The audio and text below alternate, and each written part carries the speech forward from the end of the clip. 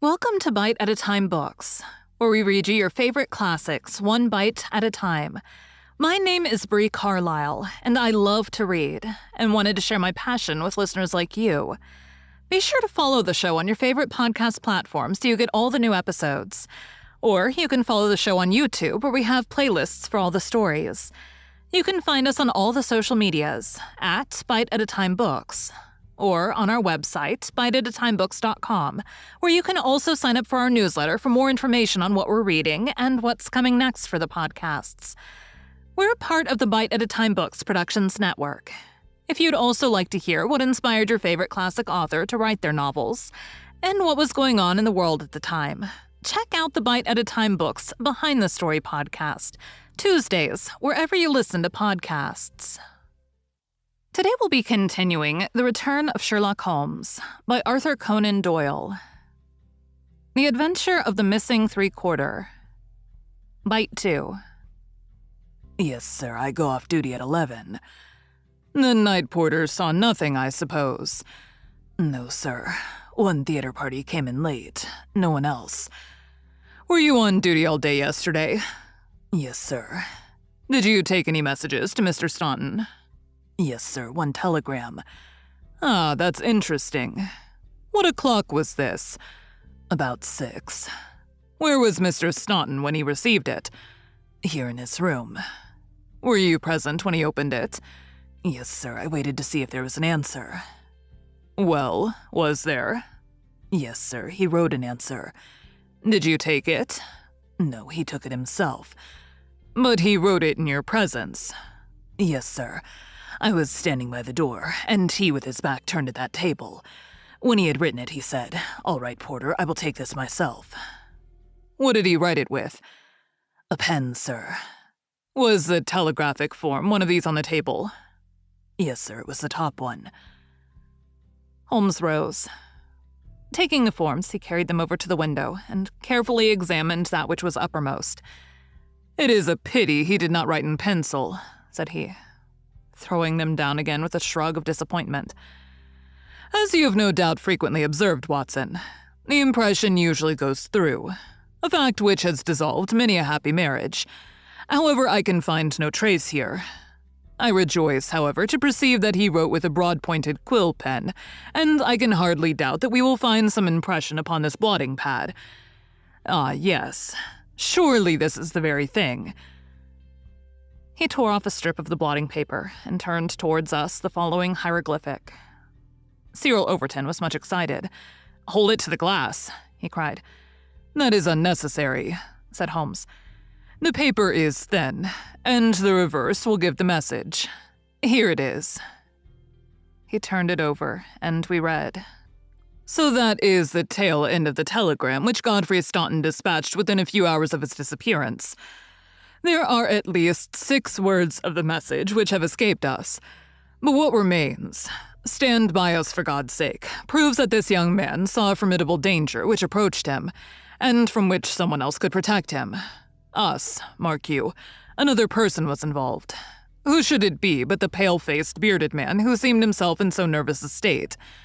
What then is the connection between Godfrey Staunton and the bearded man? And what is the third source in which each of them sought for help against pressing danger? Our inquiry has already narrowed down to that." "We have only to find to whom that telegram is addressed," I suggested. "Exactly, my dear Watson. Your reflection, though profound, had already crossed my mind. But I dare say it may have come to your notice that counterfoil of another man's message. There may be some disinclination on the part of the officials to oblige you. There's so much red tape in these matters. However, I have no doubt that with a little delicacy and finesse, the end may be attained. Meanwhile, I should like, in your presence, Mr. Overton, to go through these papers which have been left upon the table." There were a number of letters, bills, and notebooks, which Holmes turned over and examined with quick, nervous fingers and darting, penetrating eyes. "Nothing here," he said at last. "By the way, I suppose your friend was a healthy young fellow. Nothing amiss with him. Sound as a bell.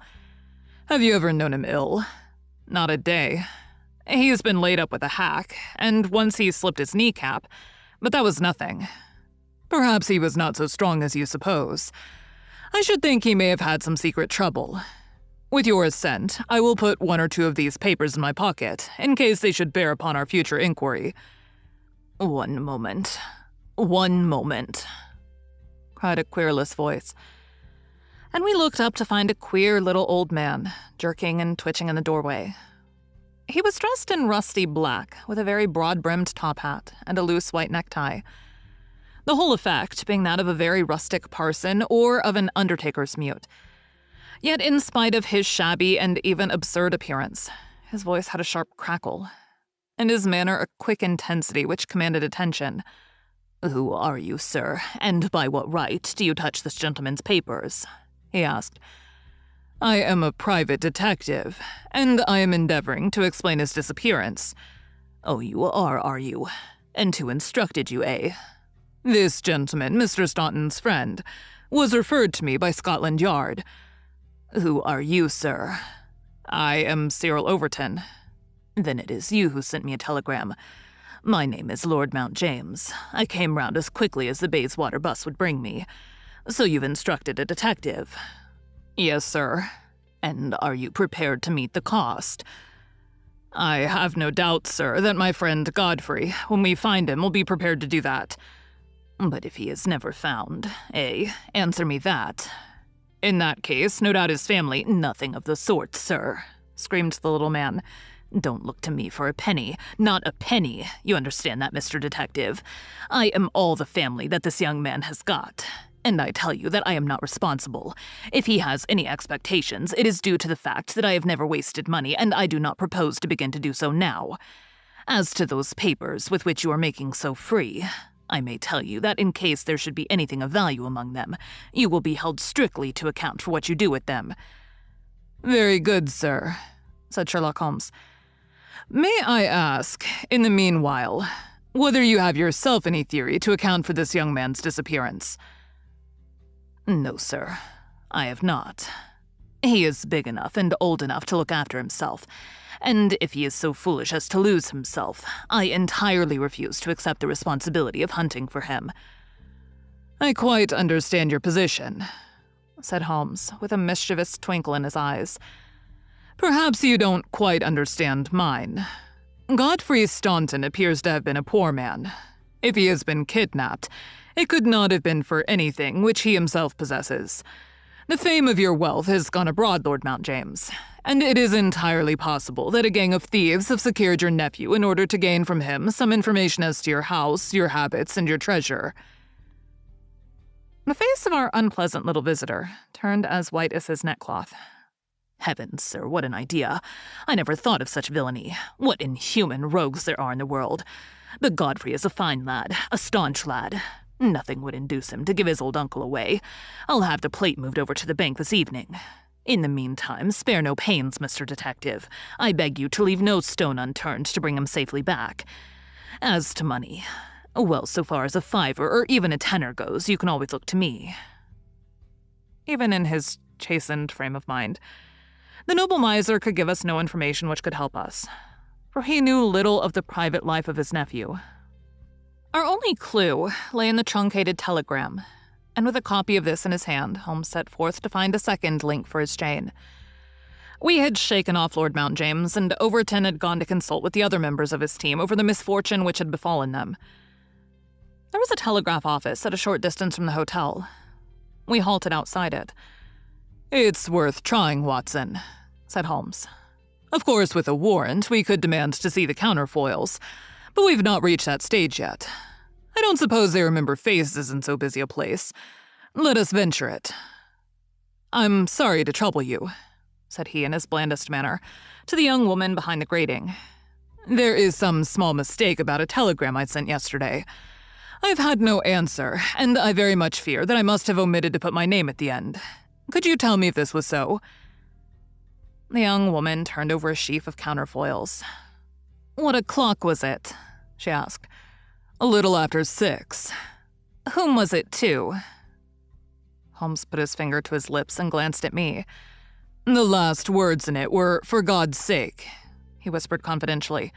"I'm very anxious at getting no answer." A young woman separated one of the forms.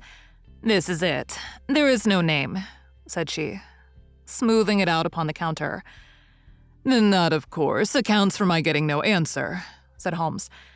"Dear me, how very stupid of me, to be sure.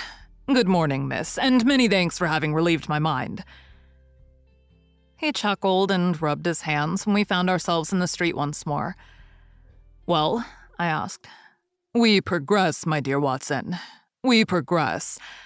I had 7 different schemes for getting a glimpse of that telegram, but I could hardly hope to succeed the very first time." "And what have you gained?" "A starting point for our investigation." He held a cab. "King's Cross Station," said he. "We have a journey, then?" "Yes, I think we must run down to Cambridge together. All the indications seem to me to point in that direction."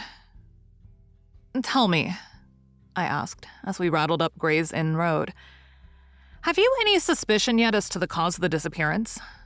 I don't think that among all our cases I've known one where the motives are more obscure. Surely you don't really imagine that he may be kidnapped in order to give information against his wealthy uncle?" "I confess, my dear Watson, that does not appeal to me as a very probable explanation. It struck me, however, as being the one which was most likely to interest that exceedingly unpleasant old person." "It certainly did that. But what are your alternatives?" "I could mention several. You must admit that it is curious and suggestive that this incident should occur on the eve of this important match, and should involve the only man whose presence seems essential to the success of the side. It may, of course, be a coincidence, but it is interesting. Amateur sport is free from betting, but a good deal of outside betting goes on among the public, and it is possible that it might be worth someone's while to get at a player as the ruffians of the turf get at a racehorse. There is one explanation. A second very obvious one is that this young man really is the heir of a great property, however modest his means may at present be, and it is not impossible that a plot to hold him for ransom might be concocted." "These theories take no account of the telegram. Thank you for joining Bite at a Time Books today, while we read a bite of one of your favorite classics. Again, my name is Bree Carlile, and I hope you join us tomorrow for the next bite of The Return of Sherlock Holmes." If you enjoyed our show, be sure to follow us so you get all the new episodes. We would also love for you to drop us a rating on your favorite podcast platform. You can catch us on all the social medias at Bite at a Time Books, or check out our website, biteatatimebooks.com, where you can sign up for our newsletter. Our show is part of the Bite at a Time Books Productions Network. If you would also like to hear about the authors who write the books we read on the show, check out the Bite at a Time Books Behind the Story podcast, wherever you listen to podcasts, or on biteatatimebooksbehindthestory.com.